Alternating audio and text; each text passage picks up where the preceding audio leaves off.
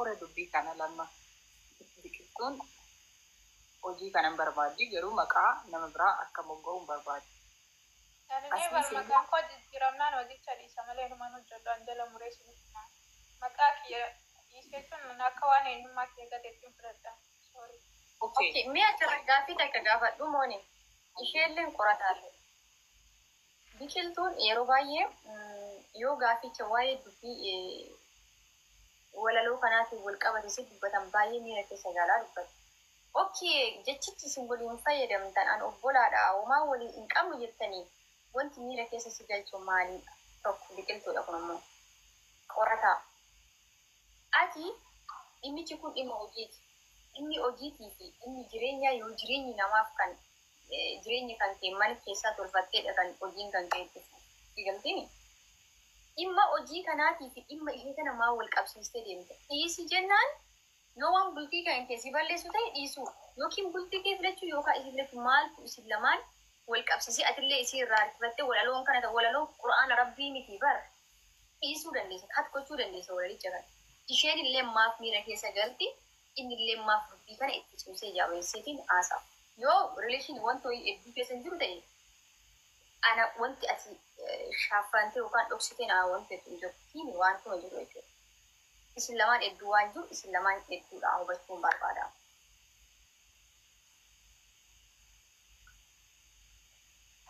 Anamma waan ana sirratti anis bakka kanatti komii wayin qaba beektaa dhiifamuun moonetu bakka kanatti.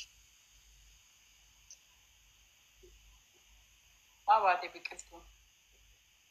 Deebii hin jiru haa waa jiran waa namni koo waa malee miti bara waa malee kanatti moonetu dhugaa dubbachuuf waan bakka kanatti wanta hin qabu. Fakkeenyaaf maqaa koo godhaa bakka jette sana Dr. Biiftuu fakkeenyaaf. Maqaan kee yeroo tokko hin ta'a. Fakkeenyaaf maqaan sii tokko barreeffamee jira. Tokko hin ta'a garuu lama hin ta'u. Biiftuun sababa maaliiti? Biiftuun tokko sababa maaliiti? Jechoota Oromoo keessatti biiftuun bakka hedduutti kaati. Hiika baay'ee biiftuun maqaa jaallatamtuudha. Biqiltuus yoo fudhannee ilaalle fireen kamiyyuu biqilu malee guddachuu hin danda'u. Maqaan kun lamaan maqaa jaallatamaadha. Boontuu ammas maqaa kana ilma fudhanna sii galee maqaa kana fudhachuuf yoon biqiltuu jedhee dirqama biqiltuu sii kana ta'uu hin qabu sii galee biqiltuun maqaa itti waa'isitu qaba. Wanti hunduu biqilee ka'ee guddatamti. Biiftuunis maqaa gaarii maqaan jara lamaanuu maqaa gaggaarii ittiin hojjetu. Ati maqaa keenya lamaaf walitti hidhaadhaa bar tokkoffaa isii fa'aati sababni ati isimaaf ana walitti hidhaa deemtuuf maalidha? Amma qorataan Aku kalas baik saat ini kamu aku akan hidup jangan kamu lu dhiiraa gabaasa. Gina jira ulis. Salfat tu biqiltuu fi biiftuu wal biraa hunda ni mala lakkuu dalannee rasee amoo.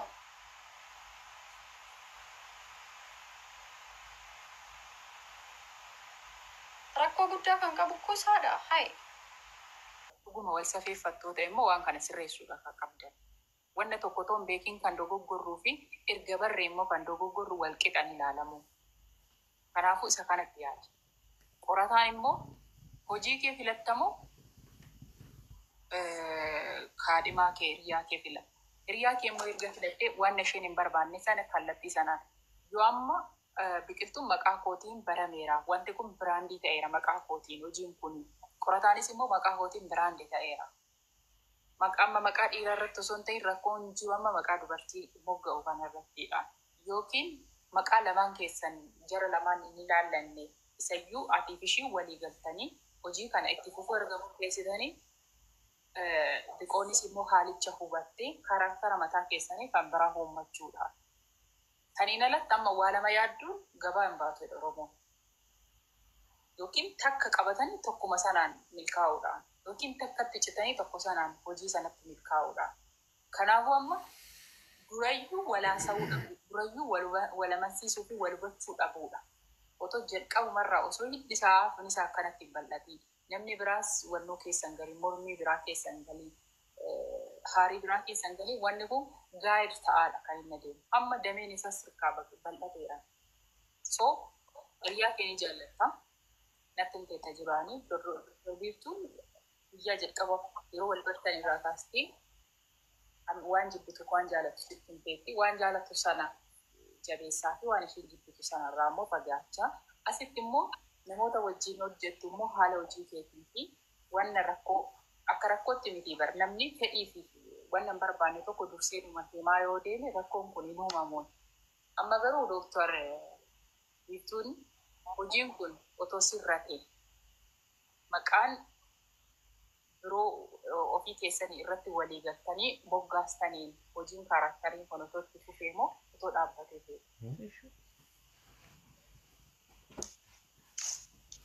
Ana gaafatte hojiin kun ila maqaan amma kan keessa ka'uu dhiisee kan biqiltuus ka'uu dhiisee hojiin kun hin barbaadama itti amanamummaadhaan walaasoftanii innillee ilamma waan tokko beekuudhaan ani dhuguma isiniin jedhu otoo gara miidiyaatti ba'uu baatee gaariidha. Keessumatti otoo xaasoftanii fakkeenyaaf hojii kanarraa maal argata maal fayyadama yoo hojii kana dhiise immoo maal miidha kana na fayyada iddoo kanatti na miidha atis immoo kun anaaf konfartiin kennine kana sirreessuu dandeessa. Yommuu walii gala saayyuu barbaan sababa gaa walii keessanii bu'aa gaa walii keessanii irratti erga wal agarsiistanii nama biroo amansiisuun salphaadha. Ikoonis yeroo sana inni bakka akkuma amma waan haaraa amma dhageesse kana ishiinuu durayyuu maalidha maaf natti himne kan ishiin jechaa ta'e turte sun duramaani walitti dhiyeenyi isaanii kilooziliidha. Maal jette dheengadha an gorsana gorsituu kootii baay'ee walitti siqnaa obboleettii kooti waan baay'ee na gorsitii.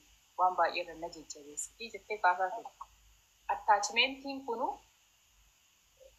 wanni isaa eeggata jechuudha. Jallaa mataa isaatii qabaachuu mala tura. Sun attaachimentiin obbolummaa fi obboleessaaf obboleettii sun sirriitti walitti siqee immoo Dooktar Biiftuuf immoo konfartiin kennine. Rakkoo kana kan uume qorataadha jechuudha. Qorataan kana ifa godhe.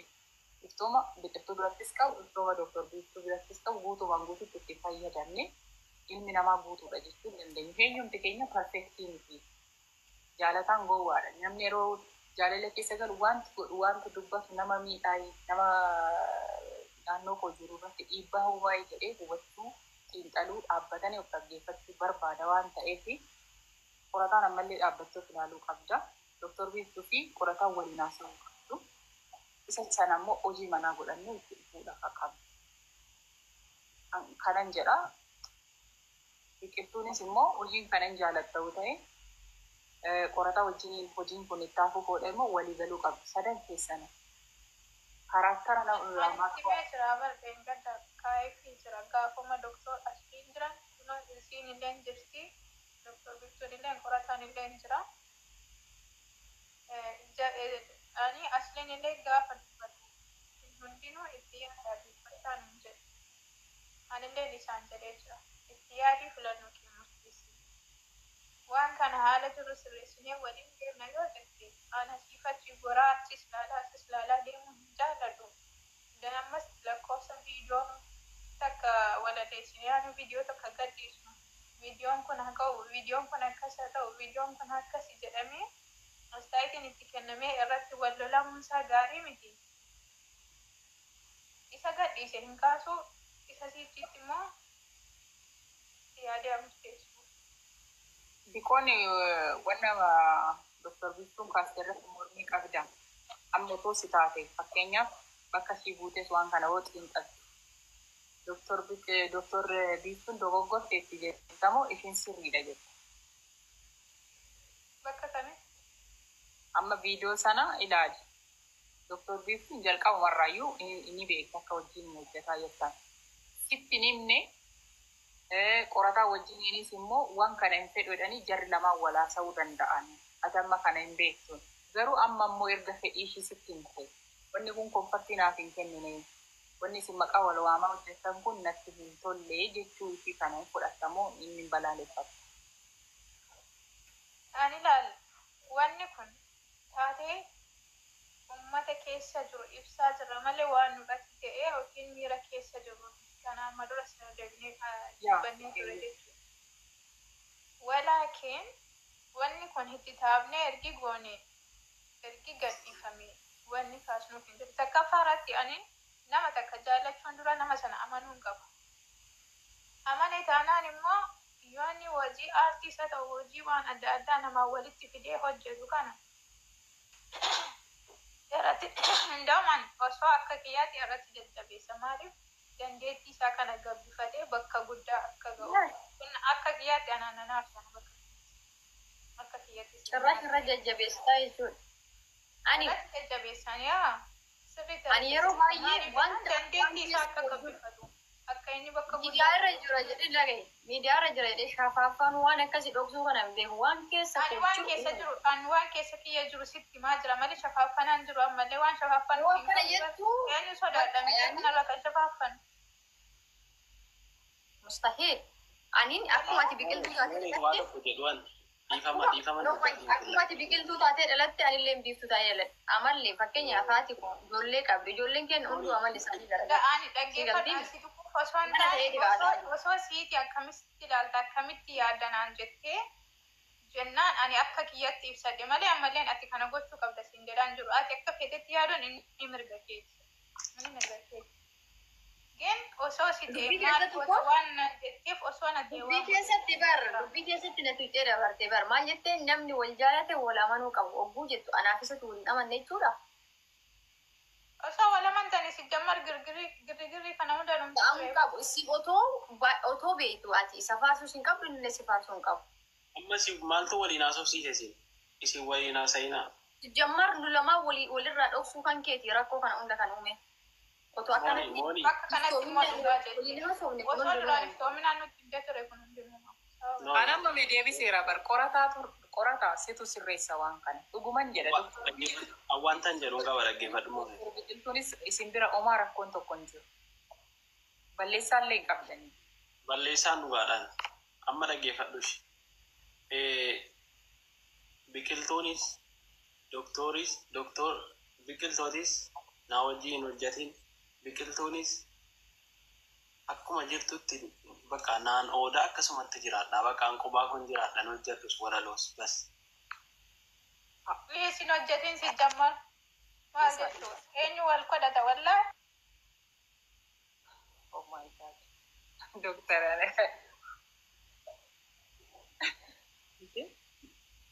ani dhiifama naa godhi namni dhugaa ofitti amanu strong ta'uu qaba maal jechuudha. hin hojjedhu waan jenne quraana rabbii barreessee kan abbaasaa arwii dhabe moo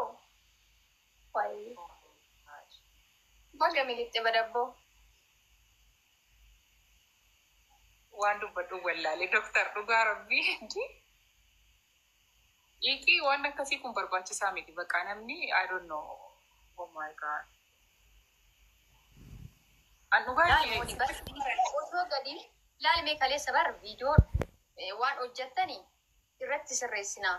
Viidiyoon hin gadi dhiifame bar booda kan wantichi kan irratti sagantaa'ee jiru.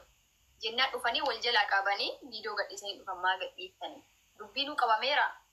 Dubbii dursitanii kaatanii yoo dubbii waan nama afaanii bahu laaltee sababni gadi dhiifneef tokko lammaffaa ana tuffattanii immoo faamilii ana jiru tuffatu akka gootu wanni kun haa ta'uun dhuguma siin jedha namni siin caalaa wal beekullee hin jiru ani eengadduman isin bare keessa galee diintee diidaa akkasiin lamaan wal beekta waan beekullee hin jiru waan masin qorataan amma waan natti murraa biqiltuu waan natti murraa ati waan kaastirraa lola amma konfiliiktii uumame kanannaan shook na godhe maaliif wal dhabu namni otoo walii haasa'uu danda'u wal hubachiisuu danda'u immoo qorataan balleesseera balleessas immoo fudhatuudha kan inni qabu. Hubachiisuus qaba ishiittis immoo qaba amma. Kun hanqina malee just itti yaadees waan godhe natti hin fakkaatu ammallee walaasaan dhuguma isiniin jedhu miidiyaa kanarra gadi buusaatii waliin haasaa dhufta. Wanta hundumtu fooyyoo sirriitti waan dogoggorri uumame bare waan sirranneef hin qabu. Kana jechuun sooshaal miidiyaan kun anamma pirankii na godhaaru moo hin jedhee yaagan yaaduu qaqqabe dhugaa rabbii. Sababa kanaafuu adillee hubachuuf yaadu hubachiisuuf yaadu. Dhugaa situ irrayyuu hubattee waan kana tasgabbiidhaan dhugaa qabda. Biqiltuunis waan beektu hin turre attaachimentiin isaan gidduu jiru immoo waan biraan turre hojiidha. Hojiin sun immoo uummanni bareera waliin isaan addaatti godheeraan. Inni immoo hubachiisuu qaban Ani tokkoffaa viidiyoo jarri waliin hojjetu mooni bakkisachuun eneeyya tokko jedhe. Jalqaba warraayyuu kaastee qoyi doktar jalqaba warraa kaastee hin eeyyamne An kan akka itti eeyyametu jira beeki. An amma fakkeenyaaf dandeettii hojii kanaa hin qabu. Jarri kun dandeettii isaanii hawaasa biratti baratamuu qabu. Garuu kananin jedheen jarri wal faarsuu otoo hin ta'in fakkeenyaaf bara maqaa waldaanii bakka yaani waan miira wayii keessa galchee bakka yaani hin jiraa miti. Jedhu kana kan isaan gadhiisan. Kan biyyaa walii hojjetan rakkoo hin qabu. Waan fedhan hojjetan rakkoo hin kan wal faarsuu kana waliin faarsina eega dhiisuu hin dandeenye jedheen eega walaloo keessan keessa bakki wal faarsuu kun hin hinaafne mootummaa walalummaa dhiisanii walaloo tokko caalamu anatti caalalamaa keessa tokko fudhadhu nasiisitu naa caalaa jedhu. Sin naa caalaa jedhee barii lammaffaa walaloo waliin gadhiisan. Kunimmoo waan tuffiidha. amma inni koo hasaasa keessattis dhugaan siin jedha. Niin dhabuun barbaadu. Hojii isaa sanas immoo hin jaalatu. Hojii isaa sana dhabuun barbaadu.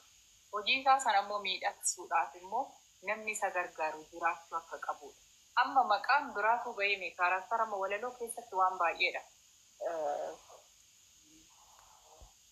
Walaloo keessatti karaktara baay'ee fayyadamuun ni danda'ama.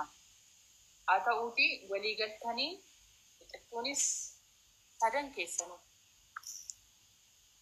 walii galtanii hojjechuun ni danda'ama waan ta'eef ammallee fooyyessuun ni danda'ama waan ta'eef hojii isaa kanan kabajaaf hin jaalattaaf yoo ta'e ammallee walaasaa kanumaan isin jedha qorata. Ani bara inni haasaa hubisu garuu dhimma walaloo irratti wanta. Wani kolaalii kama wallahi ani siin hedduu takka si jaalatee tokko si kabaja. Wallahi walakin an fedhu cikcikii si jedhee jira. Atillee namallee ni kama nurraa ta'e. Wallahi cikcikii feetu jechuudha. Fedhan cikcikii.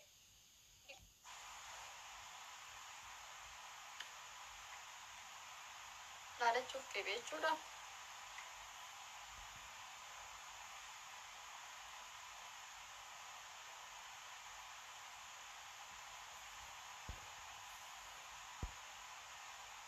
Jirtu.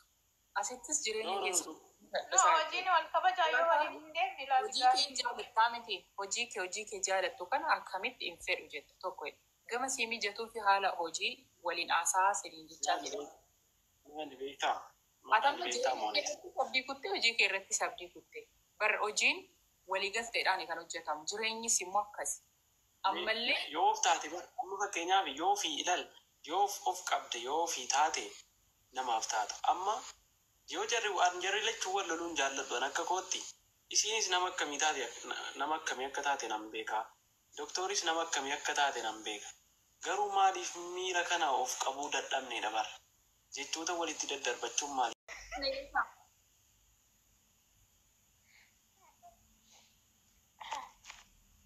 Amma deebitee? Isin nama boosiftanii ofii kolfitu. Nagai abbaan boye aboo nangasu angara kooti takka jedhe waan si gaafadhuun qaba qorata. Egeessa si jireenya Gabroomsi malee na gaafatu waan ta'eef. gabrummaa qeentoon jirtu barabbaa. Wayis mana dhiyaawwitu si galcheen jiru an gabrummaa. Naragai walaloo jedhaa wuluukii barreessitu kana filattamoo jecha macarashaati ana filatta. Lamaan kana keessaa tokko filadhu. Ganama akka nama dubbii gumaa fixuu har'allee borullee liibirra har'allee borullee haaromni niif moofaan namni nu beeku nutti hin beekne nutti hin jijjiiramu si galtee kana lamaan keessaa tokko filadhu.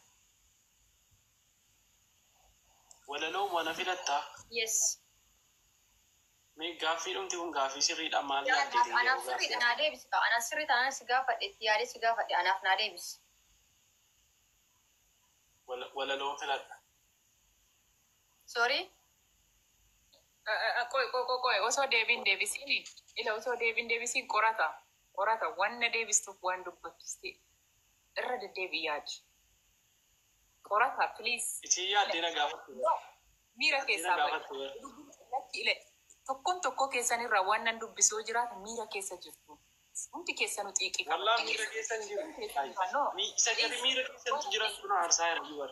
Yaa Rabbi amma ila gidduu keessanii seene ila.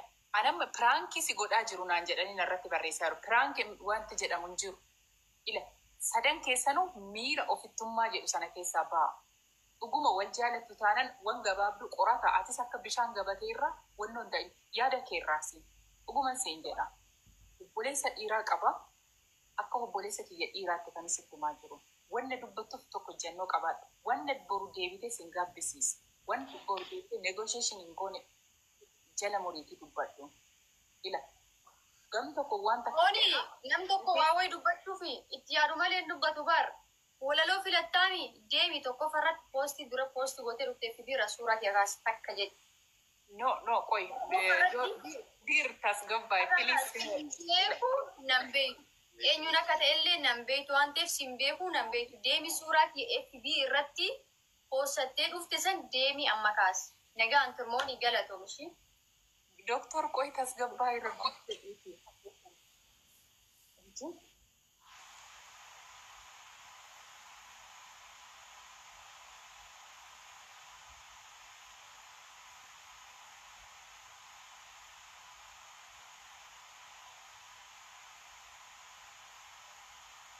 Kana keessaa tokko filadhuun gaaffii biraati. oh my god awaan dubbatu wallaale ani dhugaa rabbi akkamitti akkan gaayidi sin godhuun na wallaachisaa jira sadan keessanuu yaada adda addaa qabdu sadan keessanuu miira keessa jirtu amma gaaffii nyaatni sin gaafadhu tokkoon qaba doktorii fi qorataa hojiitu dura jalqabe moo jaalala keessantu dura jalqabe? Jaalala dura jalqabe. Walaloon kun hojii kana erga doktor Biiftuu waliin walitti dhuftee kan walaloo hojii walaloo kana fedhii kee kana hojiitti eegale. Walaloo reefu anaaf isii walitti dhufuutu waggaa tokko malee waan kana karoorsutu waggaa tokko malee walaloon ammallee yureef torbee tokko jechuun walaloon isa amma kana dura dheereffamee hojjetamu miti. Namni waan hojjetu irraa waa hubataa deema akka haala kamiin namatti tola. Isa jedhu keessaa gulaallataa deema. Reef tokko jedhamee isa isii jalatti maxxanfame sana tureef maxxanfama malee kan maxxanfame tokko hin jiru. Waraabamee lafa jira garuu kan maxxanfame hin jiru. Dhumeera jechuudha walumaa gala. Dhumeera hundi isaatu. Isii waggaa afur isii biqiltuu waggaa tokko erga reefu wal barre. Waggaa afur dura ilaalaal biqiltuun otoo waliin bariin dura hojii walaloo kana eegattee kan qophaa keen hojjetaa ture naan jedhe dheengadde. Asitti miti biyya taa'een eegale umurii waggaa 7 ta'e umurii waggaa 8 waan akkanaa ta'een eegale. Doktor amma yeroo sana mormii hin qabdu yeroo akka shamarranaatti of jalaa qabdee akka dhiiraatti waliin kaaraaktara lama taatee taphattu walitti bu'iinsi mormiin kun hin turre. Hin turre moo tureera qoratu si gaafadhaan jiru? Mormiin hin turre yeroon kophaa hojjetutti. Mormiin hin jiru. Eshi biqiltuu sooshaal miidiyaa irratti argite yeroo sana doktor Biiftuun suma faana jirti moo hin jirtu? Yeroo kam? Yeroo biqiltuu hojii biqiltuutiin biqiltuu miidiyaa hawaasaa kana irratti argitu doktor Biiftuu faana jirta moo hin jirtu? Wajjin hin jira doktor Biiftuu waggaa 4 bara. Oole amma la gara osoo achiin qabin otoo asin qabin haqaa jirtu uffanni waan kana furuudhaan kan qabu. Tole biqiltuu argite biqiltuu faana wal haasofte wal bartee dhuftee mariisiftee ta'a. Kana booda duraan akkanatti hojjetaa ture. Amma garuu mucayyoo nama daalu hojii kana naaf gaggeessu. Laali hojii kana waliin hojjechuu danda'u wal baree jira. Maal jettaa yaadatti kennitaa jettee doktor Biiftuu haasofsiifteetta. Waan akka furatu kan gaaffii amma gabaabdu akka qorataan naa deebisan barbaade kanaa kan eshi waliin hojjechuu eegaltan biqiltuu faana doktor Biiftuun kunoo hin beeku jette waan naan mari'atu hin qabu jette. Hin beeku. Asumatti deebi doktor Biiftuun akka jireenya kee keessa jirti. Anasitti ilaalimmoo na dhiifama ishee homtame walaloo waggaa takkaan durallee wal faarsinee gaddisnee jira waraabaniillee hin gaddiifataa turan. Utuu amma isa dheeraa kanatti taa'amnee hin barreessine dura yeroo sammaa calliste ishee. Ani waan waraabee gadhiis hin qabu yaa ofi. Sorry obboleetti. Ani waan waraabee gadhiifadhees hin qabu. Waraabeen jenne kan booda ammoo mana keenya keessa adeemaaru ati irraa hin beeytu callisatis. An dhimma kanarraa qabuuf dhimma kanarraa qabu isaaf isa qofaadha. Kanaaf ani lame amma la kan hin dubbii kana galchuu barbaade qorataan doktor Biiftuun akka jirtu jireenya kee keessa akka jirtu wanta biqiltuu faana haasofteen qabama. Biqiltuunis agammaatti hojii yeroo hojjettan konfliktiin biroo itti uumametti dhufee hin jiru. Amma dhumarra gahee dhufee garuu konfliktiin uumameera. Rakkoo kana silaa kan furuu qabu kan ibsaa deemuu qabu. Fedhii waan kana filattaa hojii moo ana waan dhufuun jedhin dooktoris bulchine dubbiin kunaa bulchu. Durayyuu naan jettee jirati. Wanni kun garuu namni lama sadii qaamni biraa seennaatti dabalame immoo isaa bal'ataatudha kan deemu. Hundumtuu miira keessaa bahaati. Dhugumaan isin jedha. Obbolummaan dhugummaan kun nu keessa jirti yoo ta'e ni of dhaggeeffadha. Murtoo tokko malee. Otoo murtoo tokko murteessi. Otoo xiiqii tokko keessan galiin otoo Moni kana booda wanti murtaa'ullee hin jiru murtaa'e. Ana biraa immoo kalaas an takka dubbadha bar filatee filannoo isaa anaaf bakka galmaa'ee jira. Cufeera na ajandaa kana baay'ee kalaas. Har'a ala waa itti deebullee hin qabu waan bulee ilaallamullee hin qabu. Filatee filannoo isaa isaaf ta'ee anallee ta'ee jira. Yoon dubbii keessatti si mufachiise moonitti nagaa ta'e hundi keessanuu nagaa ta'an arrafaa. Garuu akkanatti sin dhiisee deemuufis dadhabe qobaa kiyya sin dadhabaan jira. Miira keessaan baane atis akkas. Ilaanan masaamintiin isinii kennu atillee qorataa itti yaadi. Doktorillee atillee dhuguma siin jedha. Wanni Mooni har'arra waan itti yaadu hin qabu siin jedhe. Har'arraa kaasee waan itti yaadu takkumayyuu hin qabu. Wantan itti yaade qaatan itti yaade wanta kan. Walaloos nan filadhaa dooktoriinis nan filadha itti yaade biiftuus nan filadha. Duratti akkanuma naan jette. Doktoriin illee dhabuun barbaadu walaloo kiyyallee dhabuun barbaadu. Ishee erga dhabuun barbaanne immoo akkamitti gaarii gootee sirreessuu dandeessaa irratti qaama biraa isin barbaanne wal geenyaa haasofnu bakka jenneeti. Amma hojiinis doktor biiftuunis mee itti yaadi. Ani kanumaan jedha dhugaa. Sorry, waan itti yaadu hin qabu dhiifama. Itti jira baas. Ani gara kootiitti umuradhee raaba.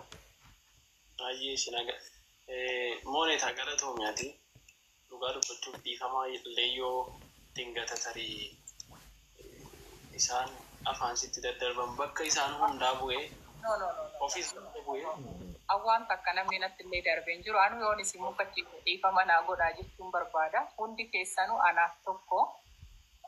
Jestu waan tokko immoo bulamee akkuma beellamni qabameera. Silaayyuu beellamni qabame sanaatti irratti ni haasofnaan. An qobaa kiyya isin dadhabeessuma dhugaan isin jedhu. Heerillee guddaa galatoomne. Riili dhugaa baay'ee si kabaja itti yaadi. Qorataan illee waan kana itti yaadi. Keessaan wal haasaa. Dhuqoon illee guddaa naaf galatoomne. Wanni yeroo osoo hin beekiin dogoggorree wal mufachiisne immoo jiraatu immoo isa har'aatiif dhiifama jechuun barbaadanii dhugaa. Hunduu akkuma itti dhaga'ameef miiruma isaa ibsata waan ta'eef sadan keessanitti akkan deebi'u abdiin qabaan karaa nagaatiin akka furamee dubbiin kun hundumtuu qabbanaa'e garuu mi'aasaa qorataati doktorri haasaa waliin. Dubbiin xumuramee bara. Awwalaloon filadhee isin gara siitiin xumurteetti dhumeera dubbiin. Lakkiidhis hin dhumne. Ilaali moonetillee hawaasni faamiliin ajila jirtan nama 800 isaan jira waan gaa jiru hin beeku. Namoonni ajila jirtan kun illee dhaga'uu kan qabdan jechuudha. Qorataan filateera anillee filadhee jira. Filannoo keenya lamaanii duraayyuu. Kanaaf nagaan. Turtii gaarii isin haa ta'u dhimma dubbii kanarra kana booda deebiin haasa'u nagaan tura.